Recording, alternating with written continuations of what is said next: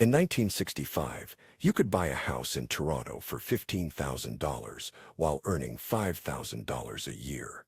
That same house costs $1.2 million today, while the average salary is $55,000. The math that allowed normal families to own homes, raise 4 kids on one income, and retire with pensions doesn't exist anymore. Everything about how Canadians lived in 1965 has vanished so completely that describing it sounds like science fiction. Here are 15 things about daily life in 1965 Canada that reveal a country so different from today that it might as well be a foreign nation. You could support a family on one factory worker's salary. A factory worker at General Motors in Oshawa made $4,800 a year in 1965. The average house cost $12,000. That's a house-to-income ratio of 2.5 to 1. Today, the average Canadian salary is $55,000 and the average house costs $720,000. That's a ratio of 13 to 1. The math changed so drastically that the lifestyle available to factory workers in 1965 is impossible for office workers today. But here's what that actually meant. A single factory income could buy a 3-bedroom house, support a stay-at-home spouse, raise 3 or 4 children, own a car, take annual vacations, and save for retirement. One income. No side hustles. No dual income necessity. No gig economy. The husband worked 40 hours at the factory. The wife ran the household. They lived middle-class lives on working-class wages. This wasn't because people worked harder. It's because the economic structure was fundamentally different. Housing was affordable because Canadian population was 20 million instead of 39 million. Wages were higher relative to costs because unions represented 35% of workers instead of today's 28%. Corporate profit margins were lower because antitrust enforcement prevented monopolistic pricing. The factory worker lifestyle of 1965 is mathematically impossible today. The same job, adjusted for inflation, would need to pay $94,000 annually to provide equivalent purchasing power.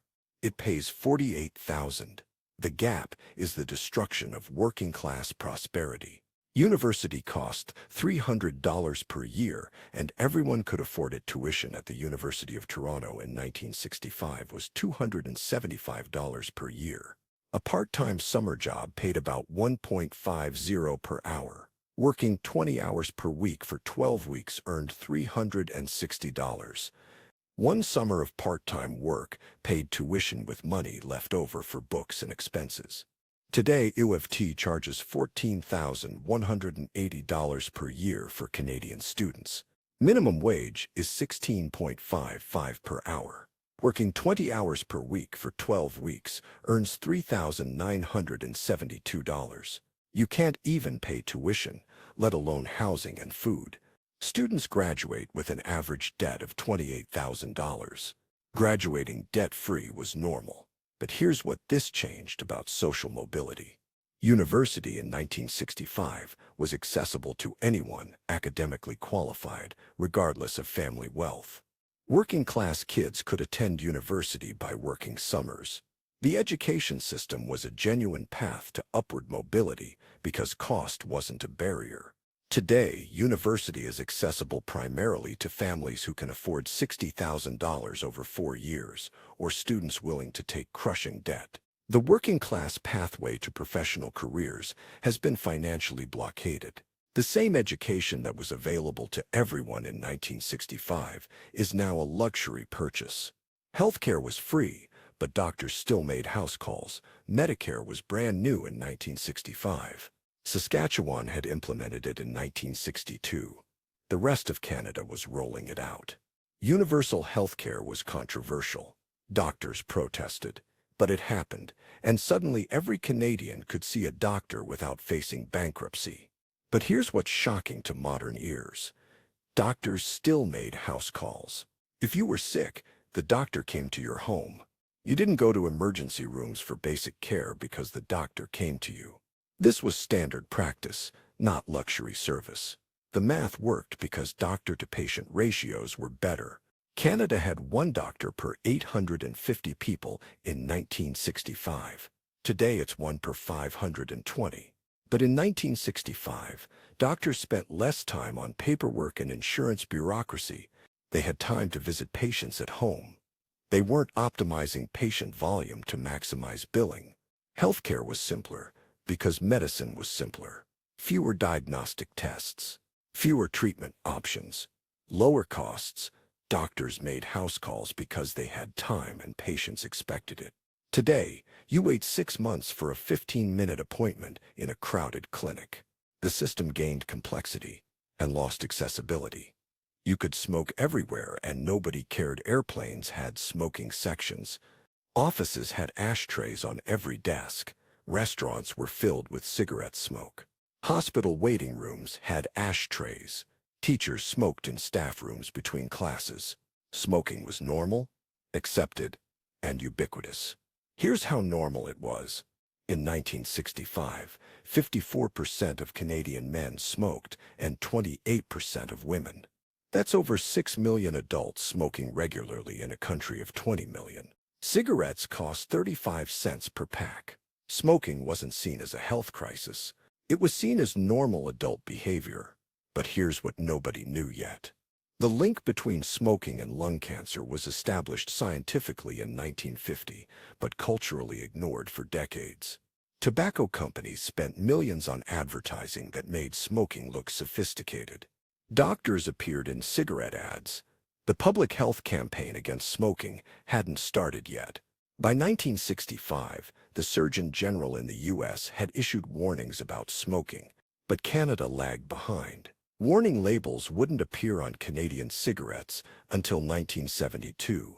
The cultural shift from everyone smokes to smoking kills took another 30 years. In 1965, you could smoke in a hospital while visiting a patient dying of lung cancer and nobody would stop you. There were only 2 TV channels and everyone watched the same shows. The CBC had 2 channels. That was it. No cable, no streaming. No satellite. You had CBC English and CBC French. If you lived near the U.S. border, you might get 1 or 2 American channels. Most Canadians watched the same programs because there were no other options. This created a shared cultural experience that doesn't exist anymore. When Hockey Night in Canada aired on Saturday nights, the entire country was watching. When a major news event happened, everyone saw the same coverage simultaneously. Canadian culture was unified because media was centralized. But here's what's impossible to explain to people raised on infinite content. You didn't choose what to watch. You watched what was on. If nothing good was airing, you didn't watch TV, or listen to radio, or talk to your family. The idea of endless entertainment options didn't exist. Television programming ended at midnight. After that, the screen went to static. There was no late-night content, no 24-hour news. The station signed off and resumed broadcasting in the morning. The concept of always available media didn't exist, and you adjusted your life around it. Your telephone was attached to a wall and owned by the phone company. Personal phones didn't exist. You had one phone in your house, and it was physically connected to the wall. The phone company owned it. If it broke, you called the phone company to fix it. You couldn't buy your own phone. You rented it from Bell for $1.50 per month. Long-distance calls were expensive luxuries. Calling someone in another province cost dollars per minute. Calling the U.S. cost even more. Families saved long-distance calls for emergencies or special occasions. You wrote letters for normal communication. But here's what this meant for daily life. If you weren't home, you couldn't be reached. No one could contact you until you returned. If you were meeting someone and they were late, you waited. No way to call and check. No way to reschedule on the fly. You made plans and hoped everyone showed up. Answering machines didn't exist yet. If someone called and you weren't home, they'd try again later. The idea of leaving a message was still years away. Communication required being physically present at a phone at the same time as the person calling you. The coordination required for basic social interaction is unimaginable today. You could drop out of high school and still get a good job. Almost half of Canadian students dropped out before finishing high school. This wasn't considered a crisis because you didn't need a diploma for most jobs. Factory jobs at GM, Ford, and Chrysler hired school dropouts at 16. These weren't dead-end jobs. They were union positions with benefits, pensions, and wages that supported families. The automotive industry in southern Ontario employed hundreds of thousands of people who never finished high school. Construction, manufacturing, mining, forestry, fishing, all these industries hired directly from high school or without diplomas. Experience and physical ability mattered more than credentials. A 16-year-old could start as an apprentice and become a skilled tradesman by 22, earning middle-class wages. Today, you need a high school diploma for jobs at McDonald's. The credentialing arms race means jobs that once required no education now demand diplomas, and jobs that once required diplomas now demand degrees. Dropping out at 16 to start a manufacturing career was a rational economic decision. Today, it's economic suicide. Gas costs 35 cents a gallon, and cars got 12 miles per gallon. A gallon of gas in 1965 cost 35 cents. Cars, like the 1965 Pontiac Parisienne, got about 12 miles per gallon. Nobody cared about fuel efficiency because gas was cheap and plentiful. The idea of a fuel-efficient car was foreign. Bigger engines and worse mileage were selling points. But here's the math that made this sustainable. The average Canadian drove about 7,000 miles per year.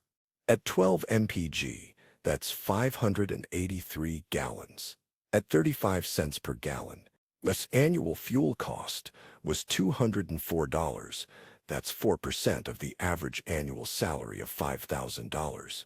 Today, the average Canadian drives 15,000 kilometers, which is 9,300 miles. A modern car getting 30 mpg uses 310 gallons at current prices of 1.70 per liter, which is about 6.43 per gallon. That's $1,993 per year.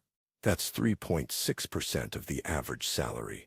Fuel costs are roughly the same percentage of income, but that's because modern cars are twice as efficient. If modern cars got 1965 fuel economy, you'd spend $5,100 per year on gas. That's 9% of average income. The efficiency gains in automotive engineering saved Canadian drivers thousands of dollars per year. But in 1965, nobody worried about it because gas was too cheap to care. Shopping meant going to actual stores because mail order took 6 weeks. The Eaton's catalog was the closest thing to online shopping. You looked through a 300-page catalog, filled out an order form, mailed it with a check, and waited 4-6 weeks for delivery. This was normal. Nobody expected instant gratification because instant wasn't an option. Most shopping was done in person downtown. Simpsons, the Bay. These weren't just stores, they were social destinations. Families took the bus downtown on Saturdays to shop, eat lunch in department store restaurants, and spend the day. Suburban malls were just beginning. Yorkdale Shopping Centre opened in Toronto in 1964. This was revolutionary. An indoor mall with parking, multiple stores in one location, climate-controlled shopping. Before malls, you went to individual stores on different streets. Shopping took all day because stores were spread across the city. But here's what's impossible to convey. You went to a store, looked at their selection, and bought what they had, or went to another store across town. No price checking online. No reviews. No instant delivery. You bought what was available and hoped it worked. Returns were complicated. Some stores accepted them, some didn't. Credit cards barely existed. You paid cash or wrote checks. The convenience of modern shopping is so complete that 1965 shopping sounds like a description of a third-world country. Banks were open 10 a.m. to 3 p.m., Monday through Friday. Only bank hours were 10 to 3. Weekdays only. If you needed to deposit a check or withdraw cash, You did it between 10 and 3 on a weekday. If you worked 9 to 5, you either took time off work or you didn't use the bank. ATMs didn't exist. The first ATM in Canada appeared in 1969. Before that, getting cash meant going to a bank during banking hours and withdrawing it from a teller. If you ran out of cash on Saturday, you waited until Monday. No 24-hour access to your own money. Checks were how most people paid bills. You wrote a check, put it in an envelope with a stamp, mailed it, and the payment arrived 5 to 7 days later. Automatic bill payments didn't exist. You manually wrote checks for rent, utilities, car payments, everything. This took hours each month. But here's what this meant for financial life. You planned your cash needs in advance. Running out of money on the weekend meant you had no money until Monday. No debit cards, no credit cards for most people. And access to cash was limited to weekday business hours. The idea that banks should be accessible when working people need them hadn't occurred to anyone yet. Banks operated for their own convenience, not customer convenience. And customers had no alternative. So they adjusted their lives around bank hours. You had to walk to a payphone to make a call from outside your house. You found a payphone. They were in glass booths on street corners, outside gas stations, in restaurants. You inserted a dime, dialed the number, and talked until you ran out of time. Then you inserted another dime. But here's what made this normal. Nobody expected to be reachable at all times. If you went out, you were unreachable until you got home. That was fine. You made plans in advance and stuck to them because changing plans mid-execution was impossible. Emergency communication was difficult. If your car broke down on the highway, you walked to the nearest payphone or waited for someone to stop and help. No cell phones, no roadside assistance you could call instantly. You dealt with emergencies through improvisation and depending on strangers. The anxiety modern people feel about being without their phones didn't exist because nobody had that capability. You couldn't be contacted everywhere, so nobody expected you to be. The constant connectivity that defines modern life simply wasn't possible. Racism and discrimination were casual, and legal Chinese Canadians couldn't vote in British Columbia until 1949. Japanese Canadians had their property seized and were interned during World War II and only received official apology in 1988. Indigenous children were being forcibly removed to residential schools where abuse was systematic. But here's what 1965 white Canadians didn't see or acknowledge. The racism was invisible to the majority because it didn't affect them. Schools, jobs, and housing were segregated in practice, if not in law. Black Canadians faced discrimination in hiring and housing that was open and accepted. The immigration system was explicitly racist until 1967. Canada preferred immigrants from Britain and Western Europe. The Immigration Act of 1952 allowed exclusion based on nationality, ethnic group, occupation, or geographic area of origin. Canada's immigration policy was designed to keep the country white. Women faced legal discrimination that seems shocking today. Married women couldn't get credit cards without husband's permission until 1964. Women couldn't serve on juries in Quebec until 1971. Gender discrimination in employment was legal and common. These weren't hidden practices. They were normal, accepted, and in many cases legally mandated. The social progress of the last 60 years is so complete that younger Canadians can't imagine how recently discrimination was open policy. Nuclear war felt imminent, and schools practiced bomb drills.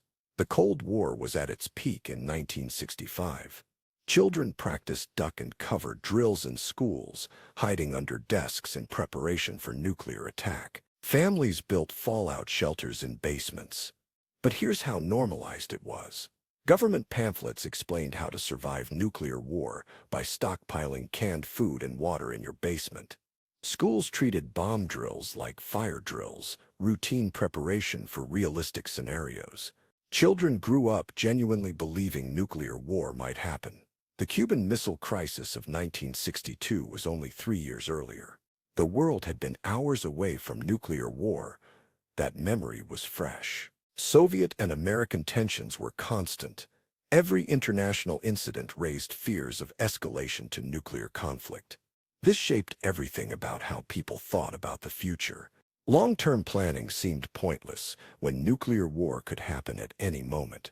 The cultural pessimism of the Cold War era is hard to understand for generations raised after 1991. The existential threat was real and constant. Most families had one car that Dad drove to work. The one-car family was standard. Dad drove to work. Mom stayed home or took the bus. Getting a second car was a luxury that most families couldn't afford and didn't need because one income supported the household. But here's what this reveals about urban development. Cities in 1965 were designed around public transit and walkability. Suburbs existed, but weren't as car-dependent as modern sprawl. Families lived closer to work, schools, and shopping. The one-car lifestyle worked because distances were shorter. Car ownership rates were 50% lower than today. There were about 5 million registered vehicles for 20 million people.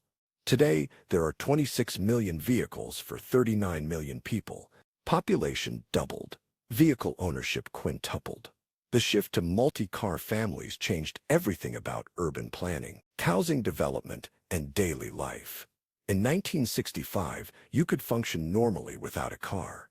Today, in most Canadian cities outside major urban cores, car ownership is mandatory for employment and basic life activities. The world changed completely in 60 years. Here's what's striking about comparing 1965 to today. The physical infrastructure is recognizable. Buildings from 1965 still stand. Roads are the same, but the economic structure, social norms, and daily life patterns are so different that someone from 1965 wouldn't recognize modern Canada as the same country. Housing went from affordable on one factory income to unaffordable on two professional incomes. Education went from cheap and accessible to expensive and debt-financed. Communication went from scheduled and planned to constant and immediate. Work went from single-employer careers to gig economy precarity. Social norms went from legally enforced discrimination to official multiculturalism. The trade-offs are complicated, and the nostalgia for 1965 often ignores the discrimination while romanticizing the economics.